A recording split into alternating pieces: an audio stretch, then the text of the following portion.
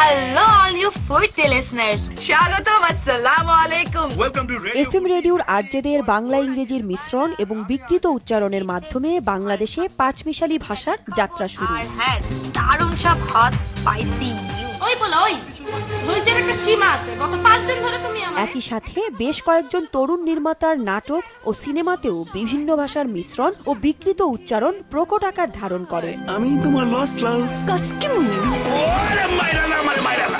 সেই ধারাবাহিকতায় বিভিন্ন পণ্যের বিজ্ঞাপন, TV, music show, game show এবং সামাজিক যোগাযোগ মাধ্যমেও বিকৃত ভাষার ব্যবহার আস্তে আস্তে বাড়ছে। এখন তো আমরা বাংলা ভাষায় কথা বলি না কেউ, আমরা এখন বাংলিশ ভাষায় কথা বলি। এত কষ্ট করে যে ভাষা আমরা পেয়েছি, এটা আমরা নিজেরাই কেন বিকৃত করছি? আমরা ইউজুয়ালি কথার মাঝখানে দুই একটা ইংলিশ বলতে পছন্দ করি, তো গণমাধ্যম জিনিসটাই কাজে লাগাচ্ছে। এতেই মনে হয় বেশি আধুনিকতা আমার দ্বারা প্রকাশ হয়, আসলে তা না। আমার বাংলার মধ্যে সবচেয়ে বেশি আধুনিকতা বিদ্যমান।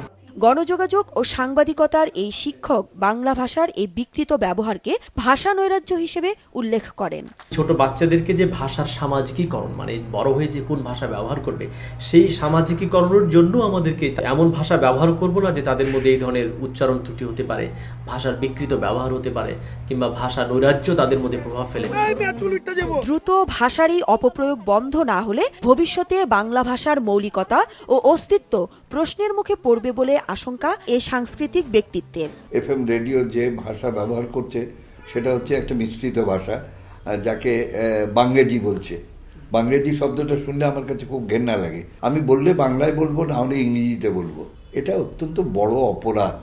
জাতীয় ভিত্তিতে এটা নিয়ন্ত্রণ করা উচিত। আর এখন আমরা চলে যাব গানে, আর গানে যাবার আগে আপনাদেরকে গণমাধ্যমে মিশ্র এবং ইংরেজি ভাষার ব্যবহার বন্ধে গত বছর উচ্চ আদালত থেকে নির্দেশনা দেয়া হয়। আদালতের নির্দেশের পর গণমাধ্যমে বাংলা ভাষার বিকৃতি রোধে কমিটিও গঠন করে তথ্য মন্ত্রণালয়, কিন্তু থামছে না তারপরও। FWRTI মৌসুম ইসলাম, সময় সংবাদ, Dhaka. with some beautiful songs.